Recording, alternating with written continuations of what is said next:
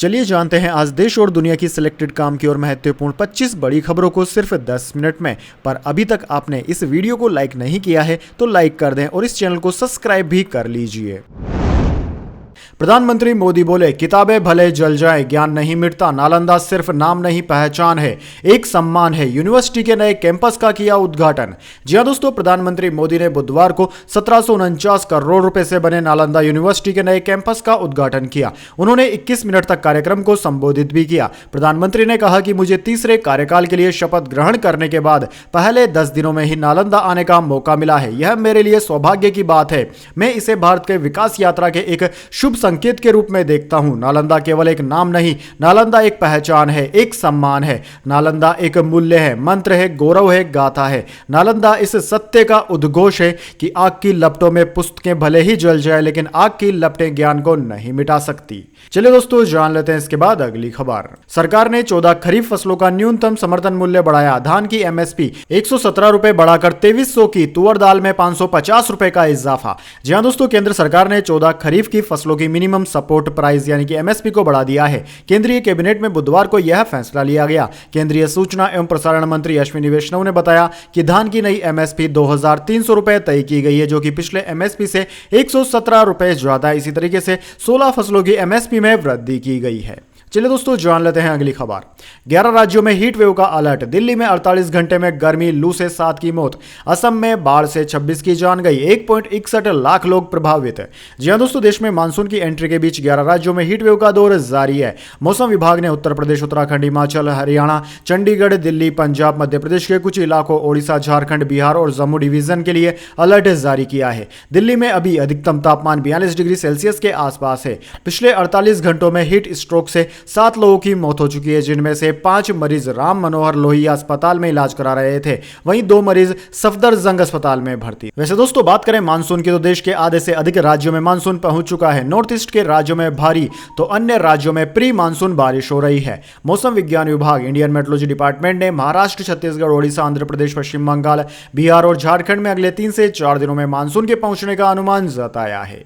चलिए जान लेते हैं अगली खबर। राहुल गांधी 54 साल के हुए, कांग्रेस मुख्यालय में जन्मदिन मनाया। खड़गे ने हाथ पकड़कर केक कटवाया। प्रियंका बोली, मेरे दोस्त मार्गदर्शक बने रहना। दरअसल दोस्तों, कांग्रेस नेता राहुल गांधी ने 19 जून को अपना 54वां जन्मदिन मनाया। इस मौके पर राहुल गांधी ने दिल्ली स्थित कांग्रेस दफ्तर में पार्टी कार्यकर्ताओं के साथ मिलकर केक भी काटा। कांग्रेस अध्यक्ष मल्लिकार्जुन खड़गे और पार्टी के अन्य नेताओं ने पूर्व अध्यक्ष राहुल गांधी को उनके जन्मदिन के अवसर पर बधाई दी और उन्हें कमजोरों की आवाज, संविधान के प्रति अटूट आस्था रखने वाला तथा सत्ता को सच का आईना दिखाने वाला बताया। चलिए दोस्तों, जान लेते हैं अगली खबर। गर्मी से एक हफ्ते में 577 हज यात्रियों की मौत। इनमें सबसे ज्यादा 323 मिस्र के। सऊदी के मक्का में तापमान 52 डिग्री पहुंचा। जी हां दोस्तों, सऊदी अरब के मक्का में गर्मी के कारण 12 जून से 19 जून के बीच 645 हज यात्रियों की मौत की खबर है। इससे पहले यह आंकड़ा 577 बताया गया था। इसमें कई भारतीय भी हैं। 17 जून को मक्का की ग्रैंड मस्जिद में तापमान 51.8 डिग्री सेल्सियस रिकॉर्ड किया गया था। दोस्तों, सऊदी अरब के एक डिप्लोमेट ने नाम न बताने की शर्त पर न्यूज एजेंसी एएफपी को बताया कि इस साल अब तक करीब 68 भारतीय नागरिकों की मौत हुई है। कई भारतीय लापता भी हैं। डिप्लोमेट ने बताया कि कुछ की मौत प्राकृतिक वजहों से भी हुई है। डिप्लोमेट ने कहा कि मृतकों में कई बुजुर्ग तीर्थ यात्री शामिल हैं। हमारा अनुमान है कि इनमें से कुछ की मौत मौसम की वजह से भी हुई। हालांकि सऊदी अरब ने हीट स्ट्रोक के कारण मरने वालों के आंकड़े पर कोई टिप्पणी नहीं की है।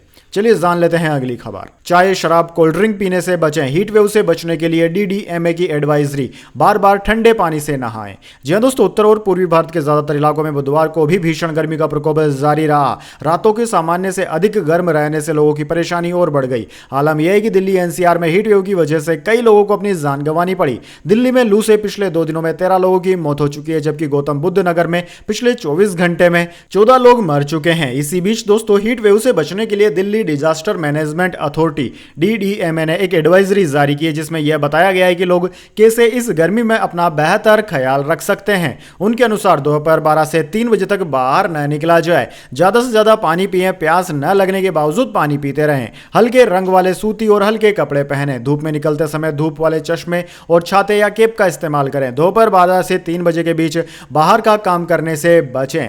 चाय, कॉफी, शराब, सॉफ्ट ड्रिंक, बॉडी को डिहाइड्रेट करने वाले तरल पदार्थों से बचें, प्रचुर प्रोटीन वाले भोजन को ग्रहण करें, रखा हुआ भोजन न खाएं। इसके अलावा बेहोश होने या बीमार होने जैसी स्थिति में तुरंत डॉक्टरों को दिखाएं। चलिए दोस्तों जान लेते हैं इसके बाद अगली खबर। हथियार न मिलने से बौखलाए इजरायली प्रधानमंत्री नेतन्याहू, अमेरिकी राष्ट्रपति बाइडेन को दिखाए तेवर। जी हां दोस्तों, गाजा में चल रही भीषण जंग के बीच इजरायली प्रधानमंत्री बेंजामिन नेतन्याहू अमेरिकी राष्ट्रपति जो बाइडेन से नाराज है। उन्होंने बाइडेन प्रशासन पर गोला बारूद और हथियार नहीं देने का आरोप लगाया है। प्रधानमंत्री नेतन्याहू ने अमेरिका को अपना सबसे करीबी दोस्त बताते हुए युद्ध में साथ देने के लिए उसकी तारीफ की, तो वहीं यह शिकायत भी की है कि पिछले कुछ महीनों से बाइडेन प्रशासन हथियार देने में देरी कर रहा है, जो हैरान करने वाला है। चलिए जान लेते हैं इसके बाद अगली खबर। गोल्डन बॉय नीरज चोपड़ा ने पाओनूर्मी गेम्स में जीता गोल्ड मेडल। जी हां दोस्तों, नीरज चोपड़ा ने फिनलैंड के तुर्कू में विश्व एथलेटिक्स कॉन्टिनेंटल गोल्ड टूर 2024 के मेंस जेवलिन थ्रो इवेंट में गोल्ड मेडल जीता है। दोस्तों आपकी जानकारी के लिए बता दें, पिछले टूर्नामेंट में नीरज चोपड़ा हट गए थे क्योंकि उनकी मांसपेशियों में खिंचाव आ गया था। अब अगले साल होने वाले ओलंपिक के लिए वह तैयारी कर रहे हैं। चलिए दोस्तों जान लेते हैं अगली खबर। झारखंड में जातीय सर्वेक्षण का रास्ता साफ, चंपई सोरेन सरकार की कैबिनेट से लगी मोहर। जान लीजिए डिटेल्स भी। जी हां दोस्तों, झारखंड में जातीय सर्वेक्षण का रास्ता साफ हो गया है। राज्य की चंपई सोरेन सरकार की कैबिनेट से मोहर लगाई है। राज्य में कार्मिक विभाग जातीय सर्वेक्षण करेगा। हालांकि जातीय सर्वेक्षण कब शुरू होगा यह तय होना अभी बाकी है। झारखंड राज्य सरकार ने फैसला किया है कि जाति सर्वेक्षण का काम को संवेदनशील मानते हुए इसे सजगता से पूरी तरीके से करना होगा। इसकी जिम्मेदारी को कार्मिक और प्रशासन सुधार विभाग को सौंप दिया गया है। चलिए दोस्तों जान लेते हैं अगली खबर। सोनाक्षी जहीर के इंटरफेथ मैरिज पर स्वरा भास्कर बोली, बच्चे होने दीजिए, नाम पर भी विवाद होगा, मुस्लिम से शादी कर मैंने भी आलोचना झेली है। जी हां दोस्तों, स्वरा भास्कर ने कहा है कि सोनाक्षी सिन्हा ने अपने लिए जहीर इकबाल को चुना है। यह उनकी पर्सनल चॉइस है, इससे किसी को कोई आपत्ति नहीं होनी चाहिए। दोनों एडल्ट हैं, वे अपने फैसले खुद ले सकते हैं। स्वरा ने यह बातें सोनाक्षी के गैर धर्म में शादी को लेकर उठ रहे सवालों पर कही। स्वरा ने कहा कि अभी बच्चे होने दीजिए, फिर उनके नाम को लेकर भी विवाद होगा। सैफ और करीना के केस में हम यह विवाद देख चुके हैं। चलिए दोस्तों जान लेते हैं अगली खबर। खड़गे ने लोकसभा स्पीकर राज्यसभा अध्यक्ष को पत्र लिखा, संसद परिसर में गांधी अंबेडकर की प्रतिमाएं पुरानी जगह लगाने की मांग। जी हां दोस्तों, कांग्रेस प्रेसिडेंट मल्लिकार्जुन खड़गे ने संसद परिसर में महात्मा गांधी और BR अंबेडकर की मूर्तियों को पुरानी जगह लगाने की मांग करते हुए लोकसभा स्पीकर और राज्यसभा अध्यक्ष को पत्र लिखा है। अपने पत्र में उन्होंने कहा है कि राष्ट्र के नेताओं की प्रतिमाएं मनमाने तरीके से संसद के एक कोने में रखवा दी गई है। इससे लोकतंत्र की भावना का उल्लंघन हुआ है। खड़गे ने कहा कि मैं इस बात पर जोर देना चाहता हूं कि इन प्रतिमाओं को बिना किसी से चर्चा किए मनमानी करते हुए हटाना लोकतंत्र की मूल भावना के खिलाफ है। चलिए दोस्तों जान लेते हैं अगली खबर। वायु प्रदूषण से 2021 में 81 लाख लोगों की मौत। चीन भारत सबसे ज्यादा प्रभावित है। भारत में सबसे अधिक 1.69 लाख बच्चों की जान गई। जी हां दोस्तों, वायु प्रदूषण की वजह से दुनिया भर में 2021 में करीब 81 लाख लोगों की मौत हुई। यह दुनिया भर में हुई कुल मौतों का 12% है। मरने वालों में आधे भारत और चीन से हैं। हेल्थ इफेक्ट इंस्टीट्यूट HEI की रिपोर्ट के मुताबिक वायु प्रदूषण से सबसे ज्यादा चीन में 23 लाख और उसके बाद भारत में 21 लाख लोगों की मौत हुई। दोस्तों HEI यूनिसेफ से जुड़ी एक अमेरिकी संस्था है। इसकी रिपोर्ट के मुताबिक 2021 में भारत में सबसे ज्यादा 1,69,400 बच्चों की मौत वायु प्रदूषण से जुड़ी बीमारियों की वजह से हुई। ये सभी बच्चे 5 साल से कम उम्र के थे। भारत के बाद सबसे ज्यादा नाइजीरिया, पाकिस्तान, इथोपिया और बांग्लादेश में बच्चों की मौत हुई है। वैसे दोस्तों कमेंट करके बताइए, वायु प्रदूषण को रोकने के लिए सरकार के द्वारा क्या कदम उठाए जाने चाहिए। चलिए जान लेते हैं इसके बाद अगली खबर। वाराणसी का हवाई अड्डा होगा ग्रीन एयरपोर्ट, मिलेगी बड़ी सुविधाएं। जी हां दोस्तों, प्रधानमंत्री नरेंद्र मोदी की अध्यक्षता में हुई कैबिनेट की बैठक में आज कई अहम फैसले लिए गए। सबसे बड़ा फैसला किसानों के हक में लिया। मोदी सरकार ने धान सहित 14 खरीफ फसलों के न्यूनतम समर्थन मूल्य में इजाफा कर दिया। इसके बाद में दोस्तों बनारस का हवाई अड्डा एक मॉडर्न एयरपोर्ट है और इसकी क्षमता 39 लाख यात्रियों की सालाना है। इस पर बड़ा फैसला लिया गया। अब दोस्तों इस टर्मिनल की एक नई बिल्डिंग होगी। रनवे और हाईवे को जोड़ने के लिए अंडरपास बनाया जाएगा। वाराणसी एयरपोर्ट को विकसित करने के लिए 2870 करोड़ का प्रोजेक्ट तैयार किया गया है। भारत की संस्कृति को दर्शाते हुए इसका विकास होगा और इसे ग्रीन एयरपोर्ट बनाया जाएगा। चलिए दोस्तों जान लेते हैं इसके बाद अगली खबर। देश में एटीएम की किल्लत, परेशान बैंकों ने आरबीआई और सरकार का दरवाजा खटखटाया। जी हां दोस्तों, देश में एटीएम की किल्लत हो गई है। इसे लेकर सभी बैंक परेशान है। बैंकों ने रिजर्व बैंक ऑफ इंडिया और केंद्र सरकार के समक्ष यह मामला उठाया है। बैंकों का कहना है कि उन्हें इन मशीनों को हासिल करने में भारी दिक्कतों का सामना करना पड़ रहा है। इकोनॉमिक टाइम्स की रिपोर्ट के अनुसार सभी बैंकों ने सरकार से ई मार्केट प्लेस से खरीद के नियमों को स्पष्ट करने की मांग की है। सूत्रों के हवाले से आई इस रिपोर्ट में दावा किया गया है कि पिछले पिछले महीने हुई बैठक में बड़े बैंकों के प्रतिनिधियों ने कहा कि कई मसलों पर बातचीत हुई थी। इसी दौरान एटीएम की कमी का मसला भी उठाया गया। एटीएम वेंडर्स के पास हमारी जरूरतों को पूरा करने लायक प्रोडक्शन कैपेसिटी नहीं है। चलिए दोस्तों जान लेते हैं इसके बाद अगली बड़ी खबर, लेकिन उससे पहले मेरी आपसे एक छोटी सी रिक्वेस्ट है, अगर दोस्तों आपको अभी तक हमारी न्यूज़ पसंद आई है तो इसे एक छोटा सा लाइक जरूर दे दीजिए। अगर दोस्तों आपको पसंद नहीं आई है तो बेशक आप डिसलाइक भी कर सकते हैं, लेकिन दोस्तों आप लाइक और डिसलाइक जरूर कीजिए, क्योंकि दोस्तों यही हमारी मेहनत का फल होता है और इसी से पता चलता है कि आपको हमारी वीडियोस पसंद आ रही है या नहीं। तो चलिए दोस्तों जान लेते हैं अगली खबर। लगातार दूसरे दिन ऑल टाइम हाई पर शेयर बाजार। सेंसेक्स ने 77,851 और निफ्टी ने 23,664 का लेवल छुआ। बैंक और आईटी शेयर चढ़े। जी हां दोस्तों, शेयर बाजार ने 19 जून को लगातार दूसरे दिन ऑल टाइम हाई बनाया। सेंसेक्स ने 550 अंक की बढ़त के साथ 77,851 का स्तर छुआ। हालांकि बाद में यह नीचे आया और 36 अंक की बढ़त के साथ 77,337 पर बंद हुआ। वहीं दोस्तों निफ्टी ने भी आज 107 अंकों की बढ़त के साथ 23,664 का स्तर छुआ। इसमें भी बाद में गिरावट देखने को मिली। ये 41 अंक फिसलकर 23,516 पर बंद हुआ। बैंकिंग और आईटी शेयर्स में आज बढ़त देखने को मिली। इससे पहले कल 18 जून को भी बाजार ने ऑल टाइम हाई बनाया था। वहीं दोस्तों बात करें निफ्टी 50 के टॉप गेनर और टॉप लूजर स्टॉक्स की, तो दोस्तों आज के मार्केट में निफ्टी 50 के टॉप गेनर्स में एक्सिस बैंक, एचडीएफसी बैंक और आईसीआईसीआई बैंक रहे, जबकि निफ्टी 50 के टॉप लूजर्स में टाइटन, मारुति और एयरटेल रहे। चलिए दोस्तों जान लेते हैं अगली खबर। सोनाक्षी सिन्हा कर रही है मुस्लिम से निगाह। शत्रुघ्न सिन्हा के घर रामायण में छिड़ी महाभारत। जी हां दोस्तों, बॉलीवुड एक्ट्रेस सोनाक्षी सिन्हा और एक्टर जहीर इकबाल अपनी शादी की खबरों को लेकर चर्चा में बने हुए हैं।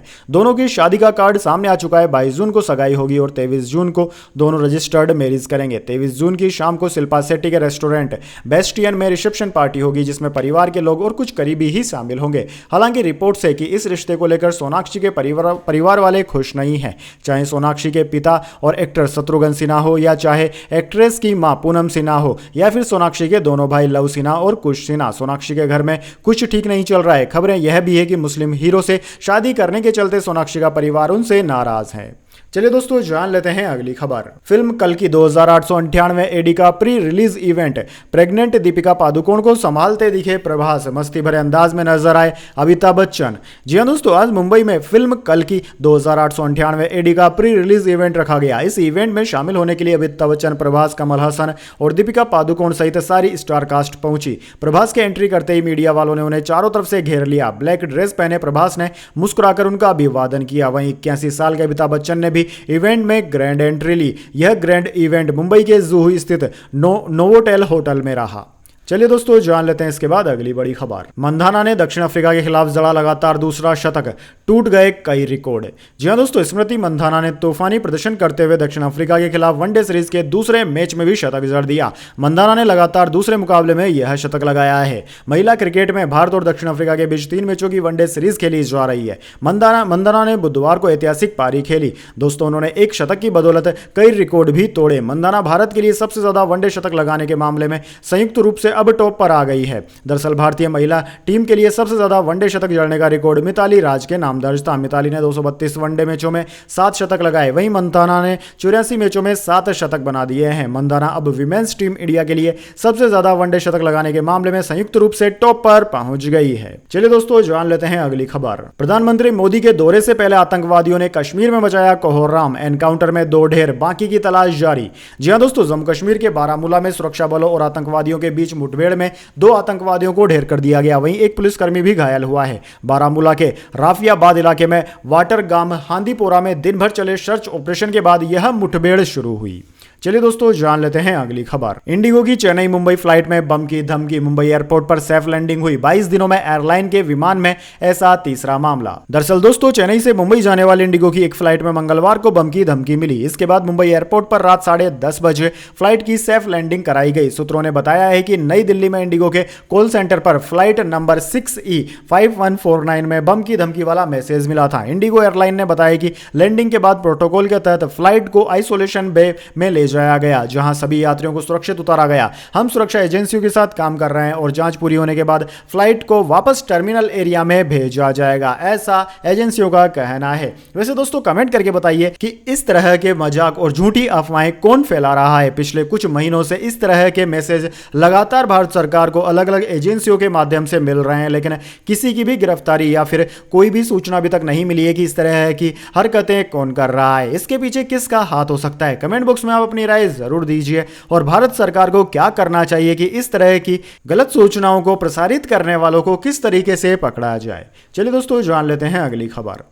केजरीवाल के घर मारपीट का मामला। स्वाति मालीवाल ने राहुल गांधी समेत इंडिया ब्लॉक के नेताओं को चिट्ठी लिखी, मिलने का वक्त भी मांगा। जी हां दोस्तों, दिल्ली के मुख्यमंत्री अरविंद केजरीवाल के घर पर मारपीट होने के मामले में स्वाति मालीवाल ने राहुल गांधी और शरद पवार को चिट्ठी लिखकर मदद की गुहार लगाई। मालीवाल ने विपक्षी इंडिया ब्लॉक के बाकी नेताओं को भी चिट्ठी लिखकर मिलने का वक्त मांगा है। स्वाति ने मंगलवार 18 जून को सोशल मीडिया पर राहुल गांधी और पवार को लिखा लेटर शेयर किया है। चलिए दोस्तों जान लेते हैं अगली खबर। जैसलमेर में नजर आए दुर्लभ रेड हेडेड किंग गिद्ध, चीन और आसपास के इलाकों से हो गए थे विलुप्त। इन्हें बचाने के लिए रेगिस्तान में की गई तारबंदी।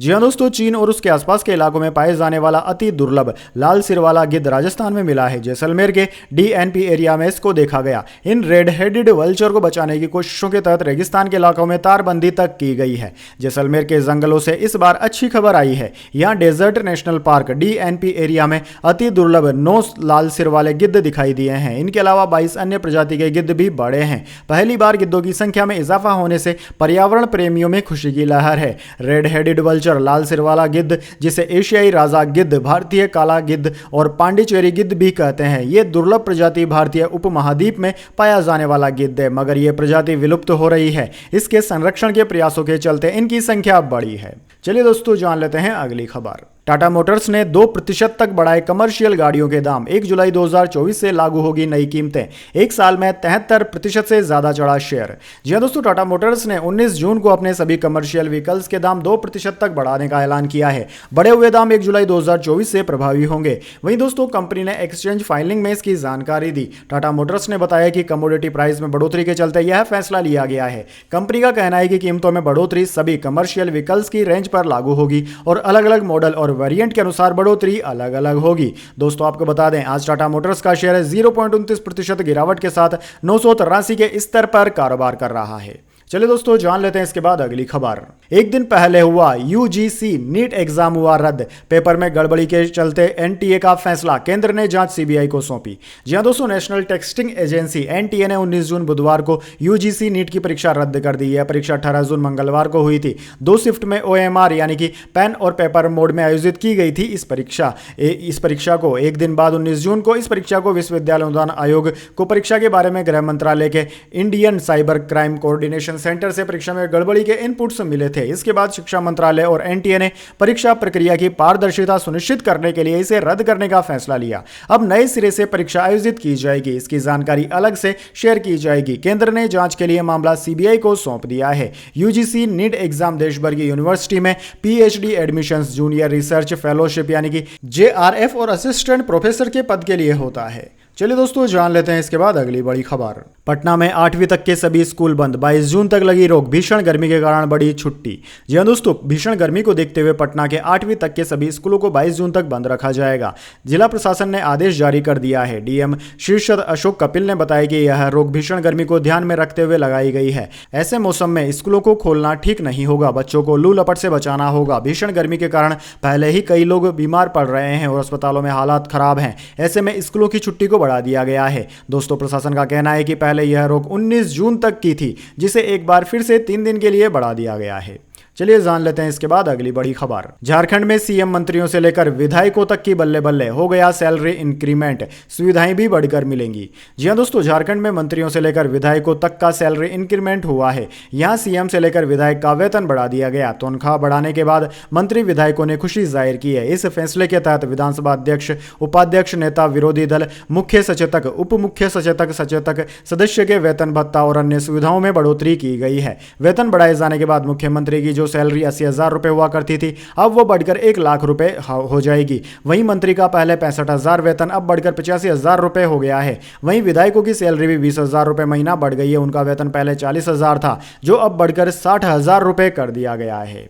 तो दोस्तों यह इतिहास की तमाम बड़ी खबरें। इसके बाद दोस्तों बारी आती है आज के माइंड व्यूज क्वेश्चन की। जी हां दोस्तों, एक आसान से सवाल का जवाब देकर आप जीत सकते हैं एक सरप्राइज गिफ्ट हमारे YouTube चैनल की ओर से। तो दोस्तों आज का सवाल आपकी स्क्रीन पर आ चुका है। क्षेत्रफल के हिसाब से भारत का सबसे बड़ा राज्य कौन सा है? जी हाँ दोस्तों, अगर आप जानते हैं कि क्षेत्रफल एरिया के हिसाब से भारत का सबसे बड़ा बिगेस्ट स्टेट कौन सा है तो जल्दी से उस राज्य का नाम कमेंट बॉक्स में लिख दीजिए। अगर दोस्तों आपका जवाब होता है एकदम सही और आप चुने जाते हैं लकी विजेता के रूप में तो आपको मिल सकता है एक सरप्राइज गिफ्ट हमारे यूट्यूब चैनल की ओर से। तो दोस्तों जल्दी से अपना उत्तर कमेंट बॉक्स में लिख दीजिए, वीडियो लाइक कर लीजिए, चैनल को सब्सक्राइब भी कर लीजिए। धन्यवाद। वंदे मातरम। जय हिंद, जय भारत।